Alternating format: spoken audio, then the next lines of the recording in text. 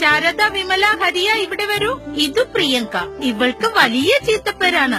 സപ്ലി exam തുടങ്ങി 2-ാം മണിക്കൂറിൽ എല്ലാ തുണ്ടു പേപ്പർ വെച്ച് ആൻസർ ചെയ്ത് ഹാളിന് വെളിയിലെത്തി. ഓ, അത്ഭുതമായിരിക്കുന്നല്ലോ. ഇതെങ്ങനെ സാധിച്ചു? ഹാളിൽ വെച്ച് ഞാൻ ടീച്ചറോട് ശോചനാലയത്തിൽ പോകണമെന്ന് ആവശ്യപ്പെട്ടു. എന്നിട്ട് ടീച്ചർ വിട്ടോ? ചിന്തയും ഉദ്ദേശവും നല്ലതാണെങ്കിൽ ആരും വിടും. എങ്ങനെയാണോ ഇവളുടെ ടീച്ചർ വിട്ടത്.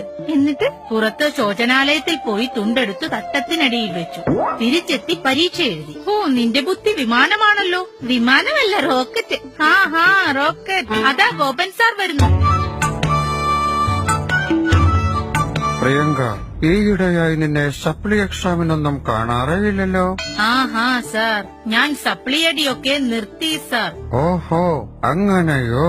നിന്റെ രജിസ്റ്റർ നമ്പർ 11012100 അതല്ലേ? അതെ. എന്നാൽ ഇത് വെച്ചോളൂ, നിങ്ങളെ ഡീബാർ ചെയ്യാൻ സാധ്യതയുണ്ട്. ഇത് നിന്റെ ആൻസർ ഷീറ്റ് വാല്യൂ ചെയ്തപ്പോൾ കിട്ടിയതാണ്. ഓഹോ, അത്ഭുതമായിരിക്കുന്നു. ഇത് ഞാൻ വെച്ചതുണ്ടാണല്ലോ. നമ്മുടെ ഈ പ്രിയങ്കയ്ക്ക് ഇതെന്ത് പറ്റി? ആരാണ് തുണ്ട് വെക്കാൻ ആഗ്രഹിക്കാത്തത്? പക്ഷെ വെച്ച തുണ്ട് ആൻസർ ഷീറ്റിനോടൊപ്പം കെട്ടിവെക്കുക കൂടി ചെയ്താലോ? ഒരു ശരാശരി കോപ്പിയടിക്കാരന്റെ തുണ്ടുകൾ തപ്പി പുറത്തെടുത്താൽ ഏകദേശം ഇത്രത്തോളം ഉണ്ടാകും. നിങ്ങളെ ഡീബാർ ചെയ്യാൻ അത് മതി. തുണ്ട് വെക്കരുത്, അഥവാ വെച്ചാൽ അതൊരിക്കലും ഒരു ആൻസർ ഷീറ്റിനോടൊപ്പം കെട്ടിവെക്കരുത്. ഒരു പക്ഷേ നിങ്ങൾ വലിയ വില കൊടുക്കേണ്ടി വരും. വലിയ വില. പൊതുജന താൽപര്യാർത്ഥം കോപ്പിയടിക്കാർ.